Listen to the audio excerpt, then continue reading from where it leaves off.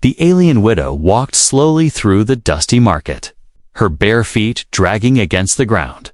Her eyes were tired, her body weak, and her arms carried a small child who was no heavier than a bundle of cloth. The child's face was pale, eyes half closed, lips dry, and stomach empty. The widow had already sold everything she owned: her jewelry, her mate's tools, her clothes. Even her old home had been taken from her. Now she had nothing left except the child in her arms. And even that felt like it was slipping away. She stopped at one of the food stalls, her trembling hands reaching out. "Please, just a little bread," she whispered, her voice shaking like dry leaves in the wind. The merchant, a heavy alien with sharp teeth, laughed at her. "You again? You have nothing to pay," he sneered. "Go away before you shame yourself more."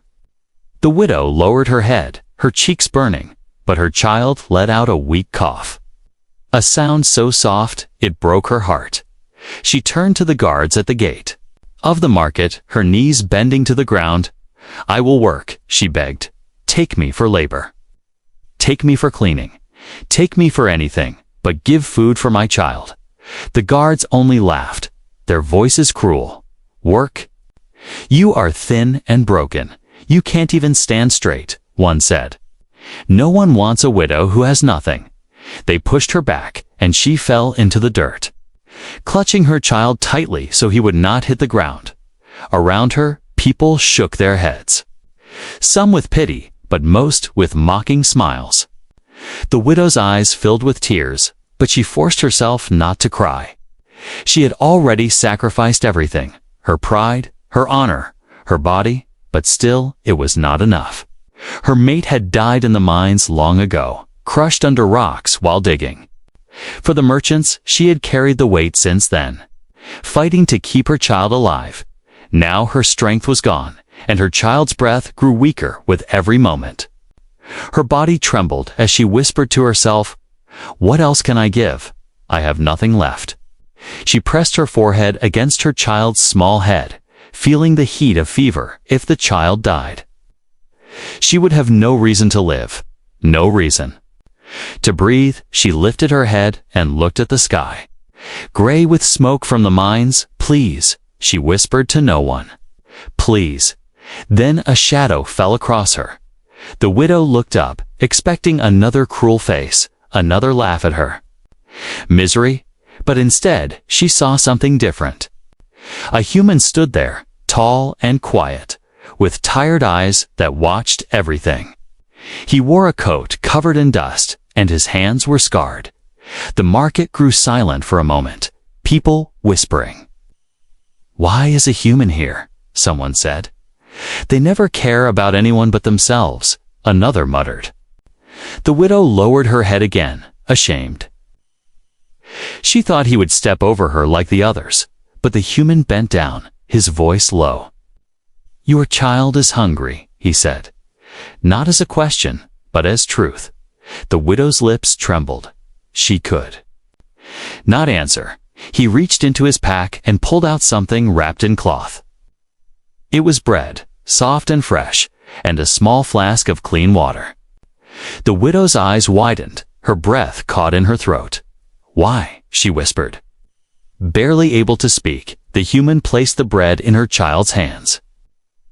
Guiding the little fingers to hold it, the child opened his mouth and bit weakly, chewing slowly, and for the first time in many days, he ate. The widow's tears spilled freely, running down her face as she watched her child swallow. The human gave the flask to her. "Drink," he said, simply. Her hands shook as she lifted it, letting the cool water touch her lips.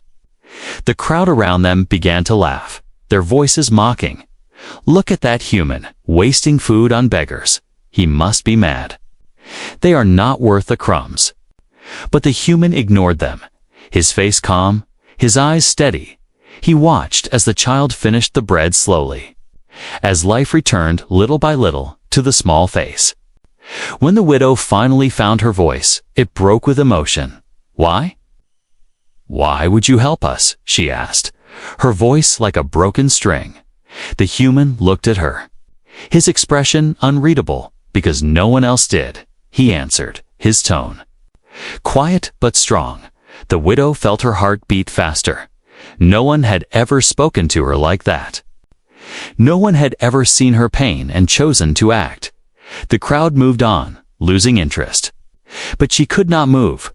Her child lay against her chest, breathing a little easier. And the human stood there like a wall between her and the world. For the first time in a long time, she felt something stir inside her chest. Not hope, but a question. Who was this human, and why did he care? The wind blew dust across the market. The guards shouted at other beggars, and life went on as usual. But for the widow, nothing felt the same.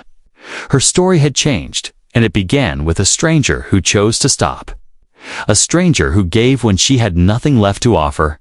A human who in silence had done what no one else dared. The alien widow sat on the ground of the market, her child asleep in her arms after eating the bread. Her heart was heavy, her body weak. But for the first time in many days, her child's breathing sounded stronger. She looked at the human who stood quietly beside her, his hands resting at his sides, his coat blowing slightly in the dusty wind. He had not spoken again. He only watched the crowd with calm eyes. The widow lowered her head, unsure what to say. Her people had always told her humans were selfish, that they cared only for themselves, that they were traders of blood and violence. She had believed those words because she had seen humans fight in the streets. She had seen them take land and resources from weaker races, but now one stood before her, giving food without asking for anything in return. It made no sense to her heart, and yet it was real when the child stirred. The human bent down and checked the boy's forehead with the back of his hand. The widow almost pulled her child away. But then she stopped. The touch was gentle, more careful than any she had seen before. "He has fever," the human said softly, "but it will pass if he eats and rests." The widow's lips parted. She wanted to thank him, but the words would not come. Her voice felt trapped, locked behind years of pain and humiliation. The market was alive again with noise, merchants shouting, buyers haggling, guards laughing, but the widow felt like the world had grown small, with only her, her child, and this strange human inside it. She looked at him and asked finally, "Why do you help me?" Her voice cracked. Not with anger, but with confusion. The human's gaze did not move. He kept watching the road ahead, as if he expected danger at any moment because no one else did, he repeated, just as he had before. His words struck her heart like a stone dropped in water, rippling through her. The widow hugged her child tighter. "Do you not fear shame? Do you not care if others laugh at you?" she whispered. The human turned his head slightly, the corner of his mouth almost forming a smile. "Let them laugh," he said. "Their laughter cannot feed a child." The widow lowered her eyes, her cheeks warm with feelings she did not understand. The crowd began to whisper again, "Look at him, feeding. Beggars, he will regret it. They always take more. Humans are strange, maybe mad." The widow heard every word, and each one cut into her. She wanted to tell them she had never wanted pity, that she had given all she had, that she was only trying to save her child. But her voice stayed silent, because no one would listen. Only this human had listened, and that truth filled her with fear and gratitude mixed together. The human finally crouched beside her, his voice lower now. "What is your name?" he asked. The widow hesitated, then whispered, "Sarah, and your child?" he asked again. "Lauren," she said, kissing the boy's forehead softly.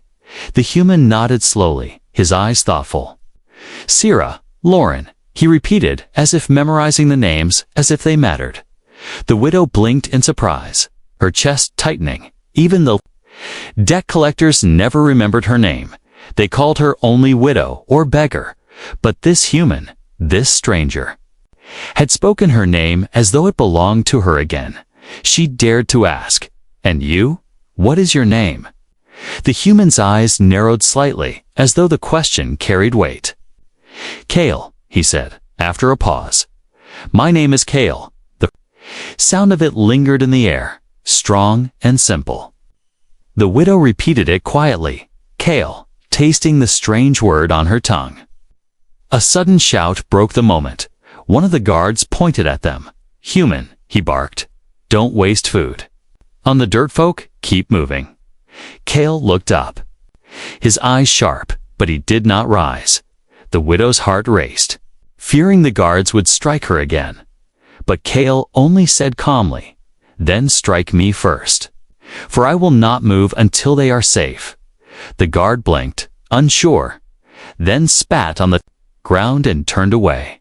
The crowd murmured, some mocking, some curious, but none dared challenge him further. The widow stared at him in disbelief. Why risk anger for me, for a child who is nothing to you? She asked, her voice shaking. Kale's eyes softened, just for a moment. Because I know what it is to lose everything, he said, and I will not watch it happen again. The widow's chest ached with a strange feeling she could not name. Her people had told her humans could not be trusted. Yet here was one who gave without asking, who protected without demand. Still, fear remained. For she wondered what price would follow, what hidden cost this kindness carried. But for now, as her child slept with food in his belly, she allowed herself to believe, if only for a breath, that maybe this human was different. The sun began to set, the market growing colder as shadows stretched across the stalls. Kale stood finally, his hand resting briefly on her shoulder, steady and firm. Stay here tonight, he said. I will find more food, and tomorrow we speak again. The widow wanted to stop him, to ask what he meant. But the words would not leave her lips. He walked into the crowd, his figure fading into the noise and dust. Sira looked down at her child and whispered, Kale, as if speaking the name could protect them, and deep inside, she wondered, who was this human, and what path had fate placed before them now? Night fell over the market town. The lanterns flickered weakly, and the air carried the smell of dust, smoke, and hunger. The alien widow, Sira, sat against a cracked wall, holding her son Lauren close. His small body, finally at rest after food, had touched his stomach. She had not felt this kind of silence in many days. Silence where her child did not cry from hunger. Silence where his tiny hands did not shake from weakness, but her heart was restless. For the image of the human, Kale, stayed in her mind. She did not understand him. She had been told humans only took. They never gave. She had been told they broke lives, not saved them. And yet Kale had shared food. Kale had stood before the guards. Kale had spoken her name as if it meant something. Her mind swirled with questions, but there were no answers, only fear and a strange kind of hope. That frightened her more than hunger itself when the first light of morning touched the market. Sira woke to the sound of footsteps. Kale returned, carrying a bundle wrapped in cloth, his expression calm but tired. He placed the bundle down, opening it to reveal dried meat, bread, and a flask of water. You should eat, he said simply. His voice steady. Sira's hands trembled as she reached out, her heart torn between gratitude and doubt. Still, she gave the food to Lauren first, watching as her boy ate slowly, strength returning piece by piece. After some time, Kale sat beside her, his back against the wall, his eyes watching the rising sun. You wonder why I help, he said at last, not looking at her. Sira lowered her gaze. Ashamed that he could read her thoughts, she nodded slowly, whispering, Yes, I wonder. No one helps without reason. Kale was silent for a long moment, his jaw tight. Then he spoke in a low voice. Because I have seen this before. Families broken, lives crushed, debts that never end. Sira's chest tightened, his words too close to her truth. "My mate died in the mines," she whispered. "He was strong, he was brave, but the rocks did not care. They buried him alive, her." Voice cracked, tears slipping down her face. But she did not stop. "They promised me payment for his life. They promised food, but they gave nothing. Instead, they sent debt collectors. They said his death still left a debt. And they took everything. My home, my clothes, my dignity. I sold all I could. I even begged on the streets, but it was never enough. Nothing is ever enough." Her words broke apart into sobs. And she pressed her face against Lauren's hair, hiding her pain in her child's warmth. Cale did not speak, but his fists clenched tightly, his knuckles white, his eyes were sharp, burning with a fire that seemed older than this moment. After a long silence, he said, "I fought those merchants once. I fought against their cruelty. I saw how they broke people, how they drained lives for profit." Sierra lifted her head, her eyes wide. "You fought them," she whispered, confused. "But how?" "No one fights them. No one dares." Cale's gaze turned to the horizon, far away, as if looking at ghosts only he could see. "I was a soldier once, not for gold, not for pride, but because I thought I could make a difference, but the war broke more than it healed. I left with nothing but scars." Sierra studied him carefully. The lines of his face, the weight in his voice. She realized he carried his own shadow, just as she did, a shadow of loss and pain. He was not just a stranger. He was someone who had walked through fire and come out with ashes on his hands. Her voice was soft as she said, "Then you know what it means to lose everything?" Cale nodded, his eyes finally turning back to her. Steady and unshaken. "Yes," he said, "and that is why I will not watch your child starve. Not while I still breathe." The words pierced Sierra's heart. Leaving her silent, she had begged many before. But none had spoken with such certainty. None had carried such weight in their voice. Still, fear lingered, for she knew nothing came without cost. "What will you ask in return?" she asked carefully, her hands tightening around Lauren. Cale's brows furrowed, his face unreadable. "Nothing," he said. And though his voice was firm, Sierra did not believe him fully. Nothing was ever given freely in her world, and yet he had done just that. The sun rose higher, the market growing louder with life, but Sierra sat in the shadow of the wall, her thoughts tangled. Her past was a chain around her neck, every memory heavy with loss. Every day a reminder of what she no longer had. But Cale's presence was different, like a stone thrown into still water. Breaking the silence of her despair, she wanted to trust, but her scars whispered caution. She wanted to hope. But hope had betrayed her too many times. Cale stood slowly, brushing the dust from his coat. "Rest today. Feed your child. Tomorrow we leave this place," he said, his tone final. Sierra's heart jumped, fear and shock twisting inside her. "Leave," she whispered. "Where will we go?" Cale's eyes hardened. "A storm hidden in their depths, somewhere the merchants cannot reach. Somewhere your child has a chance." Sierra clutched Lauren tightly, her breath caught in her chest. Leaving meant danger, leaving meant risk, but staying meant certain death. She looked at Cale, the human who had stepped into her shadows, and she knew a choice was coming. A choice that could break her or save her. The morning sun was brighter than usual, spilling light across the broken walls of the market. Sierra sat quietly with Lauren in her lap, the boy chewing on the last piece of bread Cale had given. Her eyes followed the human as he returned from the edge of the market, his coat heavy with dust, his expression unreadable. Something in his steady walk made her uneasy, as though he carried a secret too heavy to share. Cale crouched near them, his voice low so that no one else could hear. "You cannot stay here. The collectors will come. They always come, and next." Time they will not leave you alive.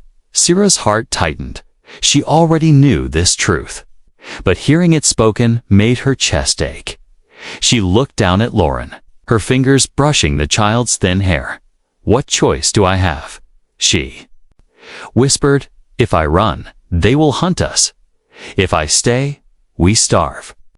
Cale's eyes locked on hers, sharp and unblinking. "There is another way," he said firmly. "I can take you out of this place, but it will not be easy. And it will not be safe." Sira froze, her breath catching in her throat. "Take us."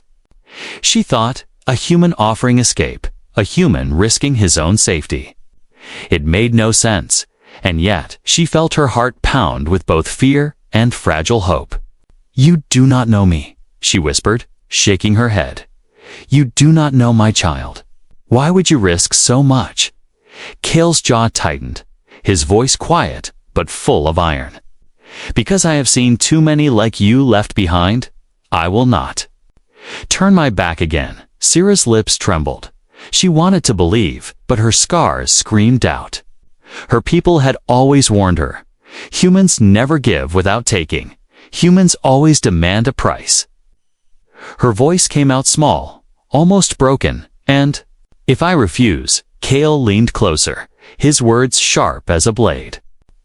"Then you will watch your child die here, and I will watch with you, because I cannot help someone who will not take the chance to live." The weight of his words crushed into her chest. She wanted to argue. She wanted to push him away. But Lauren stirred against her, his weak eyes opening, his tiny hand reaching up to her face. "Mother," he whispered softly, his voice thin, "don't let him go." The simple words tore through her defenses. Her child wanted this stranger. Her child clung to him as though he were already part of them. Sira pressed her lips together, her heart racing. She looked at Cale, and for the first time, she spoke with no hesitation. "Then take us, if you can. Take us away from here." Cale's expression did not soften, but there was a fire in his eyes. "You must understand," he said. "Once we leave, there is no turning back. They will hunt you, they will hunt me. And if they catch us, death will be mercy compared to what comes." Sira's hands trembled, but she held Lauren tighter. "I have already lost everything," she whispered. "If death comes, let it come while I fight for him, not while I watch him starve." For a moment, silence hung between them. Heavy and unspoken, Cale finally gave a single nod. "Then tonight, we leave," he said. His voice final, he rose to his feet, scanning the market as though memorizing every detail, every guard, every shadow. "We must move when the streets are quiet. I will find the path, but you must be ready. No hesitation, no fear." Sira nodded slowly. Though her stomach churned with terror, she had never left this place, never stepped beyond the mines and the broken roads of her people. The unknown frightened her more than the hunger, more than the debt collectors. But when she looked at Lauren, resting his head against her shoulder, she found courage. Her child deserved more than chains and ashes. The day passed slowly, every hour dragging like stone. Sira watched Cale prepare in silence, his movements careful, his eyes sharp. He gathered small supplies, pieces of cloth, a knife hidden beneath his coat. He walked the edges of the market again and again, studying the guards, their shifts, their weaknesses. It was clear to her that he had done this before. Escaping, fighting, surviving, he was not just a traveler, not just a man. He was something more dangerous, more skilled. As the sun set, Sira's fear grew heavier. She whispered to herself, "Can I trust him? Can I trust a human?" But Lauren's hand held hers, small and fragile. And she remembered his words, "Don't let him go." Her child's trust was already given, and so hers had to follow. When the sky turned dark and the lamps of the market flickered weakly, Cale returned to her side. "It is time," he said, his voice low and calm. Sira stood on shaking legs, her child in her arms, her heart beating like a drum in her chest. Cale looked at her once, his eyes like stone. Stay close, do not fall behind. Whatever happens, keep moving. Sierra nodded, swallowing her fear. She had already chosen. There was no turning back. She followed the human into the night, stepping into a path where danger waited, but where hope still lived. The night wrapped the market in silence, broken only by the faint sound of guards' boots on the stone road. Lanterns swung on iron poles, their flames weak, casting shadows that stretched like long claws across the walls. Sierra held Lauren tightly against her chest, her heart beating faster with every step. Beside her, Cale moved with calm precision, his body low, his eyes sharp, every motion silent like a hunter.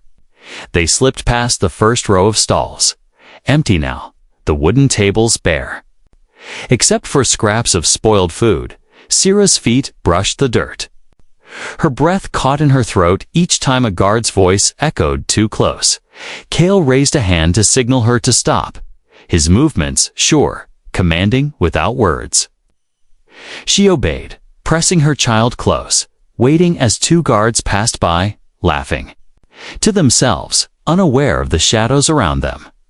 When the path cleared, Cale moved again, his pace quick but careful. Sierra followed, her body shaking. Every step heavy with fear, the weight of her child in her arms gave her strength. Every heartbeat of Lauren reminding her why she risked this, she whispered softly into his ear, "Stay quiet, little one. Stay strong." The boy's small fingers clung to her tunic, his face buried against her shoulder. They reached the old wall at the edge of the market. Broken stones piled high, weeds growing between the cracks. Cale crouched, scanning the road beyond, his eyes narrowing as a patrol moved along the far street.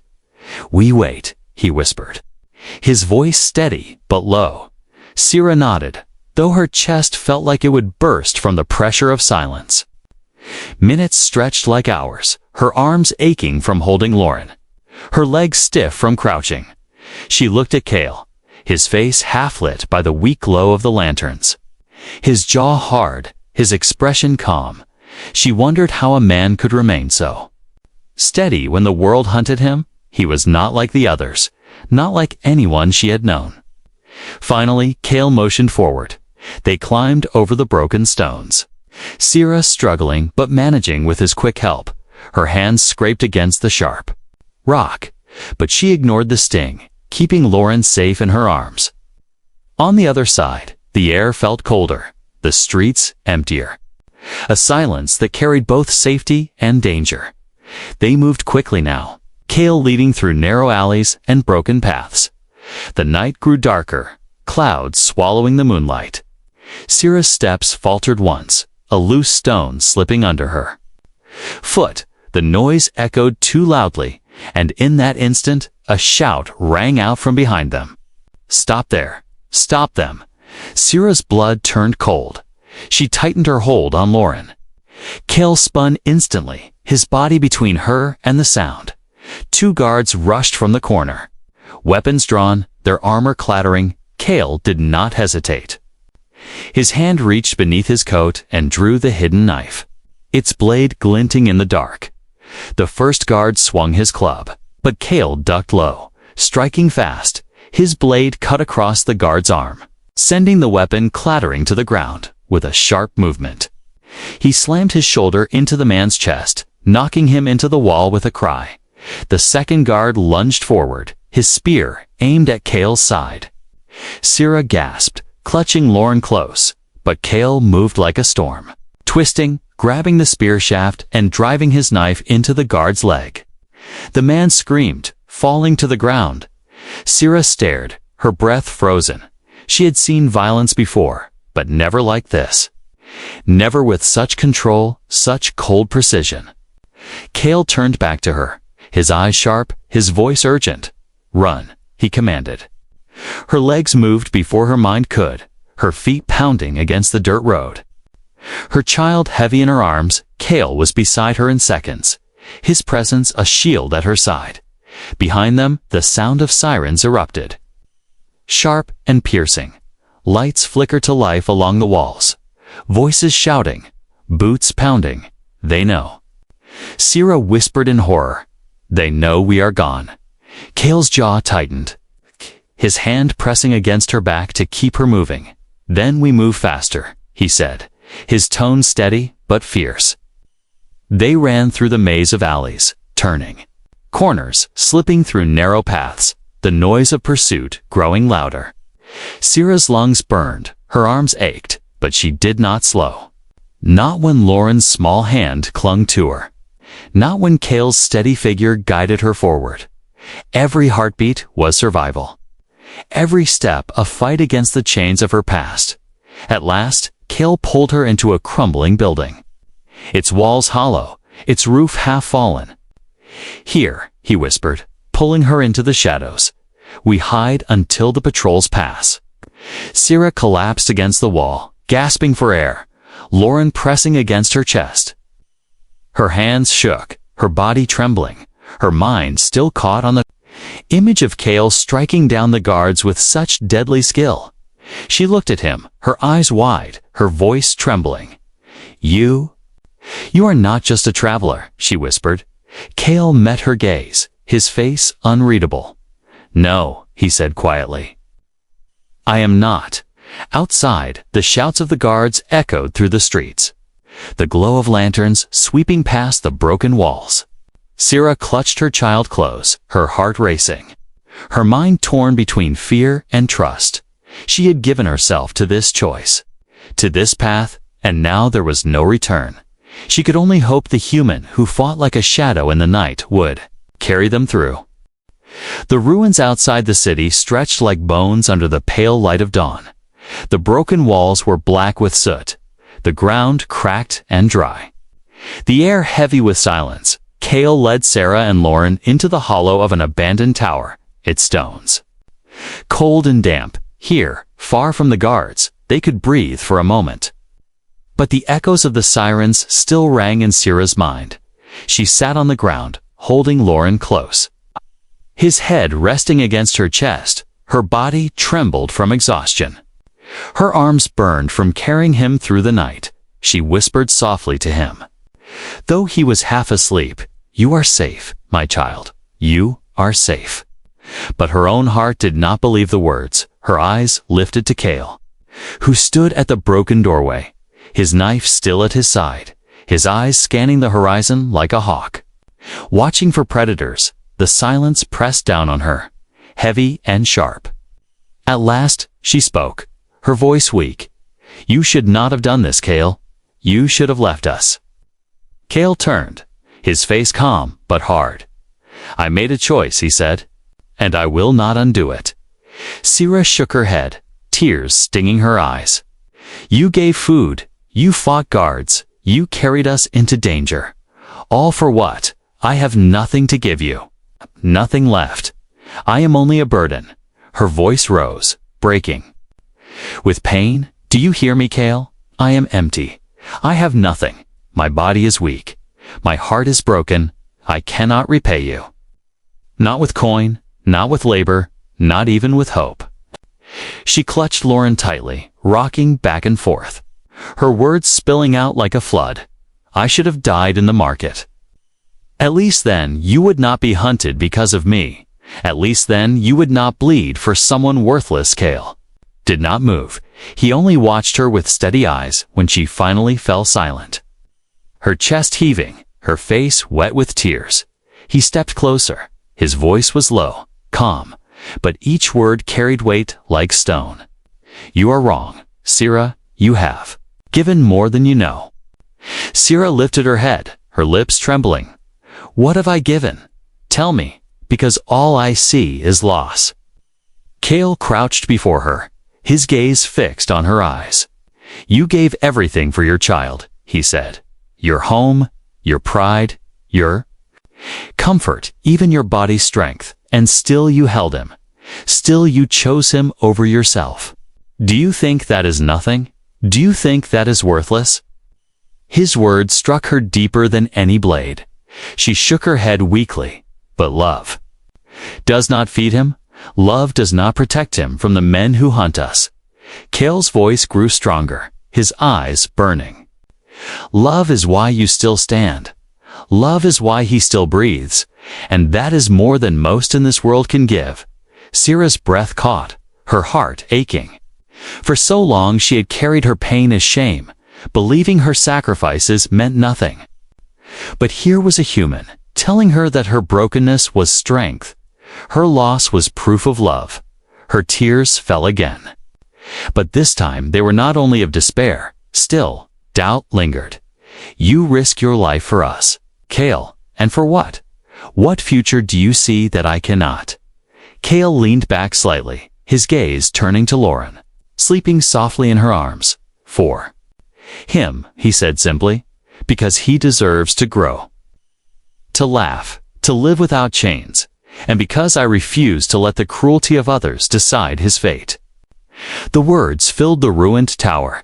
Heavier than silence, Syrah felt her chest tremble. Her arms tightening around Lauren as if she could shield him from the world. Her voice cracked as she whispered, "You speak as if you believe he has a chance."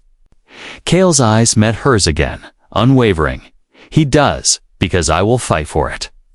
"And because you already have." For the first time in years, Syrah felt something stir within her. A fragile ember, she thought, had died. It was not full hope, not yet. But it was something more than despair. It frightened her, because hope had betrayed her before. But it warmed her too. She pressed her lips against Lauren's hair, whispering softly, "I will not give up, not while he breathes." Kale stood. Again, returning to the doorway, his knife glinting faintly in the light. The horizon was turning gold with sunrise, but danger still lingered in every shadow. "They will hunt us harder now," he said, "but we will not wait for them. I have a place far beyond their reach. If we can get there, you will be free." Syrah's heart pounded at the word free, a word that felt like a dream, a word she had not dared to imagine. Her hands tightened around Lauren, her voice soft but certain. "Then I will follow, Kale, wherever you lead." Kale gave a single nod, his face still calm, but his eyes carrying the fire of promise. "Rest for now," he said. "The hardest part is yet to come." Syrah leaned back against the stone wall, Lauren warm in her arms, her tears drying on her cheeks. For the first time in so long, she felt the faintest spark of something she thought was gone forever. It was not despair. It was not fear. It was something far more dangerous and far more precious. It was the beginning of hope. The dawn stretched across the ruins, painting the broken stones in shades of red and gold.